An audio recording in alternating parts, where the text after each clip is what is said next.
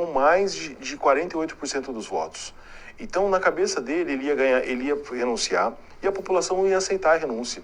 Ia para as ruas fazer passeata, piquete, volta Jânio, pelo amor de Deus, queremos você no governo. Só que isso não aconteceu. Jânio Quadros esqueceu que o brasileiro tem memória curta e que as condições políticas do país mudam rapidamente. O Jânio Quadros de janeiro não era aquele mesmo Jânio Quadros que renuncia em meados de agosto. Quando ele renunciou, a população deu graças a Deus que ele saiu, porque ele, do presidente benquisto, se tornou uma figura meio, até meio motivo de chacota, de tiração de sarro naquela época, que não tinha plano de governo, que ficava se preocupado que se a mulher vai usar biquíni na praia ou não, condecorou o Che Guevara. Então o capital político dele se esvaiu. Quando ele renunciou, nada disso o sustentou no governo, a sua renúncia foi de pronto aceita. Só que tinha um problema, o Brasil sempre tem condições complicadas governamentais. E quais condições eram essas? O Jânio Quadros, quando renunciou, ele tinha meio que organizado um plano para essa renúncia. O vice dele era o João Goulart, parênteses. Jânio Quadros e João Goulart eram inimigos políticos, eles não eram muito próximos naquele período, não. Só que no Brasil, naquela época, você votava para presidente e para vice em separado. Então, o Jânio Quadros ganha a eleição, mas o vice dele não era o João Goulart, era um outro candidato que não veio ao caso agora. Então, o João Goulart era meio que oposição a ele. O que acontece? O João Goulart estava em visita oficial à China, né, pelo governo brasileiro, quando o Jânio Quadros renunciou. Porque qual que era a ideia dele? Ele renunciando, ele queria que demorasse para que o outro presidente assumisse o governo, porque ele queria, na verdade, dar um golpe. Como o João Goulart estava na China, o João Goulart tem dificuldades a voltar ao Brasil e, de novo, em 1961, você tem uma nova tentativa de golpe militar. O exército se divide, uma parte do exército foi influenciada pelo um político do Rio Grande do Sul bastante influente, Leonel Brizola, que era parente, se não me engano, cunhado do João Goulart, e esse exército garante a posse do vice João Goulart. Só que de 1961 até 63, o João Goulart governou sob parlamentarismo, ou seja, ele era o presidente, mas quem governava o Brasil era um primeiro-ministro eleito pelo parlamento. Então ele era um presidente quase que de enfeite, ele não tinha os poderes que o presidencialismo o concede. Então ele volta ao Brasil naquele período e depois consegue aí ser o presidente por um curto período sem o parlamentarismo. E o Jânio Quadros? O Jânio Quadros renuncia, a sua renúncia é de pronta aceita, mas é de novo um período conturbado, né? A gente teve ali 5 anos de estabilidade com o período JK, antes do JK já foi conturbado pelo suicídio de Getúlio Vargas, e agora essa renúncia do Jânio Quadros de novo mergulha o Brasil numa crise institucional. Voltando ao quadro, eu fiz questão de colocar uma citação aqui de uma grande historiadora que é uma especialista nesse período, que é a Ângela de Castro Gomes. Ela trabalha muito com essas questões do populismo. Então esse texto aqui, esse trecho, é de um artigo chamado Populismo e as Ciências Sociais no Brasil, notas sobre a trajetória de um conceito. Olha o que a Gomes nos diz sobre o populismo para a gente pensar e refletir sobre os políticos. É lógico que a gente quer refletir sobre o passado, mas pensando no presente também, né? Ela diz o seguinte: são populistas os políticos que enganam um povo com promessas nunca cumpridas, ou pior ainda, artitulam retórica fácil, ou seja, aquele discurso popularesco, com falta de caráter em nome de interesses pessoais. É o populismo, afinal, que demonstra como o povo não sabe votar, ou numa versão mais otimista, ainda não aprendeu a votar. Daí decorrem uma série de desdobramentos lamentáveis, que no limite, paradoxalmente, podem justificar a supressão do voto em nome da, entre aspas, boa política. Então a Gomes está sendo boazinha. O político brasileiro não aprendeu a votar, ele tem que aprender a votar. Por quê? Quantas vezes, e aí vamos pensar, fazer uma autoavaliação, vamos pensar nas pessoas que nós conhecemos. Quantas vezes você viu alguém pesquisar sobre um político na hora de votar? Deixa eu saber quem que é esse cara. Muitas vezes nós somos influenciados por campanhas políticas, hoje em dia muito mais por redes sociais, por aparência física e pelo que o político fala. Então, esses não são elementos que nos capacitam a escolher sobre um candidato ou não. A pessoa muitas vezes pode ter um marketing ruim, ela pode ter uma aparência física ruim, ela pode não se vestir bem, mas pode ter características de um bom governante, honestidade, capacidade, seriedade. Às vezes aquele político que tem uma aparência boa, na verdade não é. Um caso clássico disso, né, da política antiga brasileira, é a eleição do presidente Fernando Collor de Mello lá nos anos 90.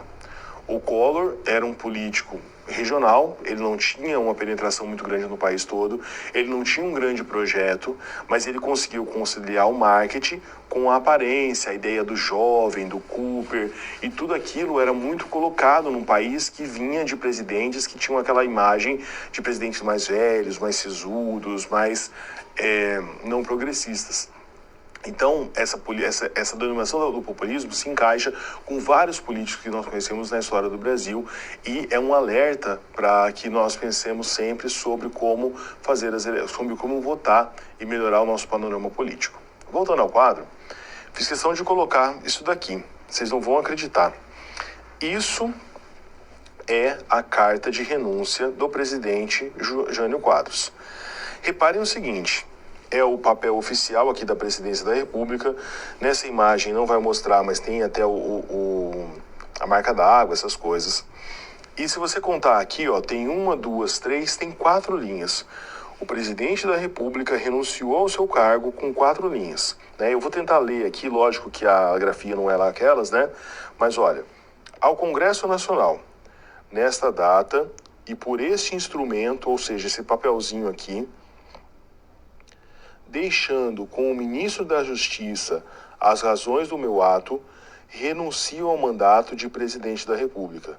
Brasília, 28 de agosto de 1961, e a assinatura do nosso presidente Jânio Quadros. Então, até quando deixou o governo, Jânio Quadros mostrou ali uma certa polêmica, né? Quem é que renuncia com um bilhete, né? Isso aqui não é uma carta, isso é um bilhete de 4 linhas. Nessa data... expliquei para o ministro da Justiça por que eu estou fazendo, tchau, boa tarde, satisfações, estou caindo fora. Né? Então, demonstra um pouquinho a conturbada política do nosso Brasil. E demonstra o quanto que as coisas vão ficando cada vez mais difíceis. JK deixa o Brasil com uma crise econômica muito grande. Jânio Quadros, que era o salvador da pátria, em menos de 8 meses, né? De 31 de janeiro a 25 de agosto, não deu 8 meses de governo, também saiu. João Goulart vai governar sob parlamentarismo. Então a gente está ali numa curva descendente que vai ter o fundo do poço lá no golpe militar, mas a gente vai trabalhar posteriormente.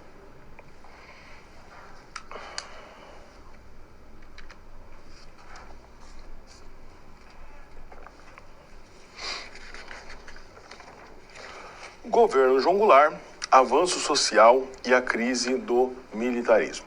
O João Goulart é conhecido na política nacional como Jango, né? Os presidentes Jânio Quadros e João Goulart. O João Goulart, diferente do Jânio Quadros, ele tinha algumas propostas interessantes de governo.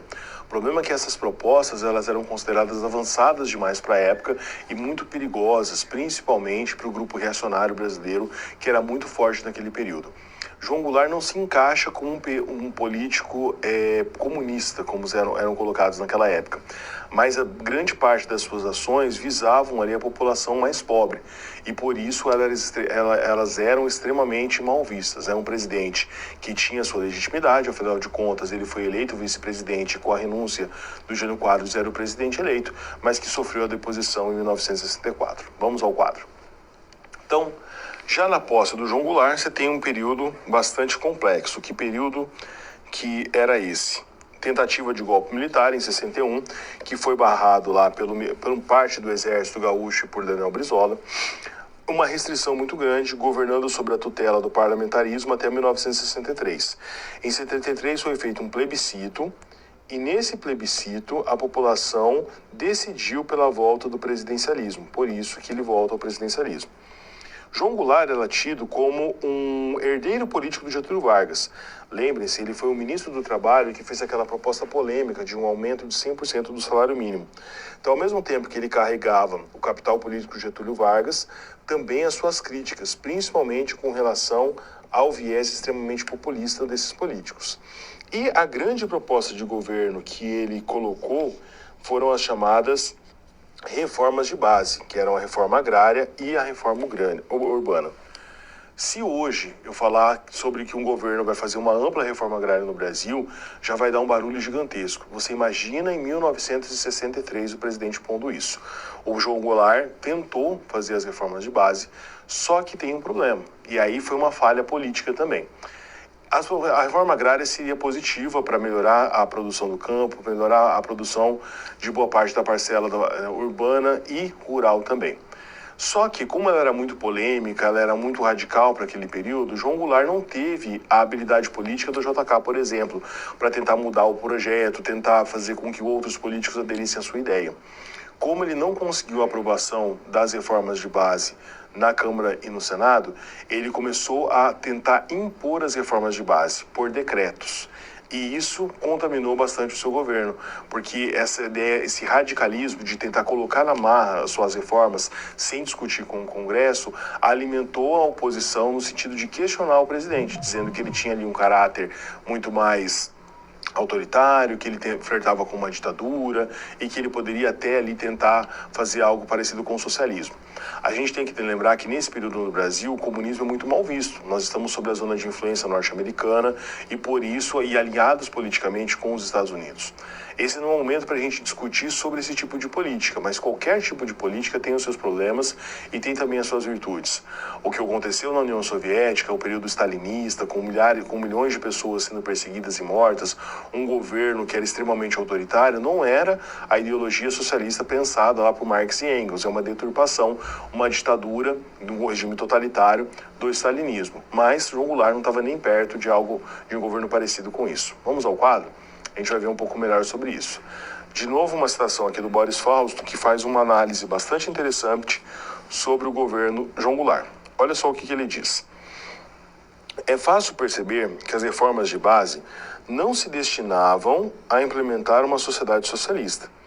É interessante essa citação porque o Boris Fausto, ele não é tido como um grande defensor da esquerda, pelo contrário, ele é tido como um crítico das esquerdas, né?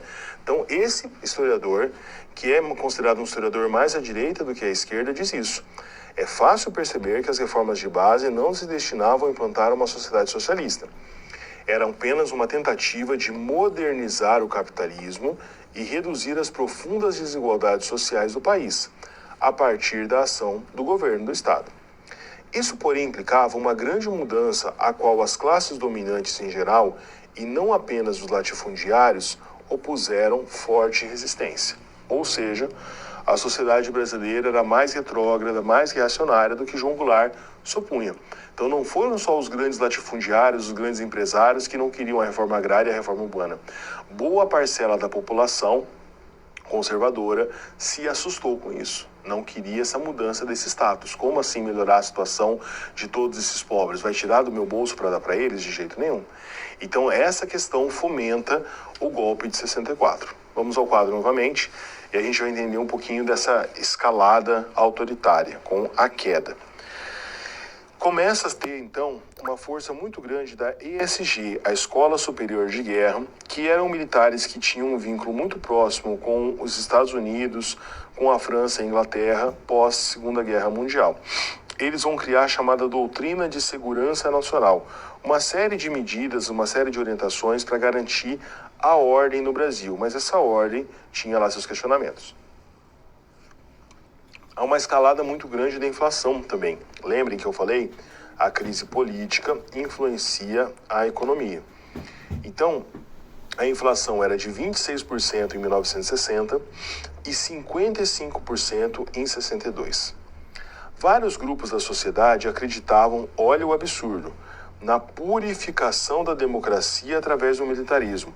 A ideia de que precisava da autoridade dos militares para que a democracia ficasse correta, ficasse pura.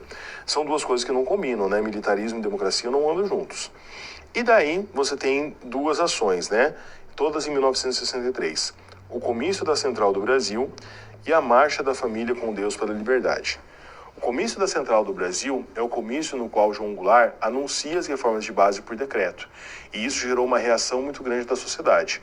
Pouco tempo depois, há uma grande manifestação, essa Marcha da Família com Deus pela Liberdade, que uniu políticos da época, pessoas ligadas ao setor mais conservador, grandes latifundiários, grandes empresários, e que teve um volume de pessoas maior até do que o Comício da Central do Brasil. Essa grande comoção nacional, essa grande participação de uma parcela da sociedade que era contra o João Goulart, meio que foi uma licença para que os militares entrassem no poder. Os militares, então, marcharam para Brasília. O João Goulart, percebendo a sua situação política sendo deteriorada, quis evitar um conflito, aquilo que poderia ser até uma guerra civil, e ele foge para o Uruguai para evitar um conflito e, no 1º de abril de 1964, os militares assumem o governo do país, de forma temporária, mas que temporariamente eles ficaram no governo durante 21 anos.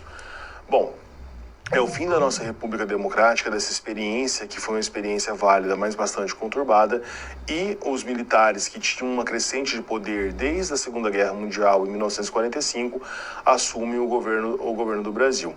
Apesar de tentarem demonstrar uma aparência democrática, nós tivemos sim um período na qual os militares assumiram o governo do país.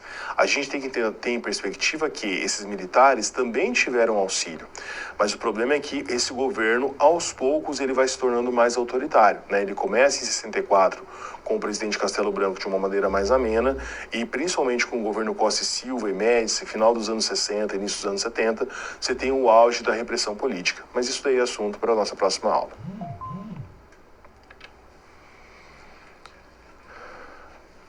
Vamos agora para a nossa segunda situação-problema. Golpe ou revolução? Suponha que você tenha em sala de aula um aluno que considere os acontecimentos de 64 como revolução. Revolução é a nomenclatura oficial que os militares usam. Eles falam que em 64 eles fizeram uma revolução no Brasil, que não foi uma ditadura. Ao iniciar a discussão sobre o tema, você é interpelado pelo estudante, que argumenta que apenas consideram o período de 64 a 85 como golpe ou ditadura aqueles alinhados ao comunismo. Então você vai explicar, olha, não é bem assim. Por quê? Fato e opinião são coisas diferentes. Vou até grifar mais bonito aqui. Fato e opinião são coisas diferentes. A história não trabalha com opiniões ou achismos. O historiador analisa os fatos históricos com base no debate historiográfico e não tem a pretensão de construir a verdade. Por quê? Vamos pensar historicamente. O que é uma revolução na história? Na história, uma revolução é uma mudança drástica. A Revolução Francesa foi uma revolução. Eles retiraram o rei do governo, acabaram com a monarquia, literalmente decapitaram o rei e transformaram o governo numa república. República e monarquia são coisas totalmente diferentes. Em 1964, por que foi um golpe? Golpe é toda vez que a ordem constitucional democrática estabelecida é rompida.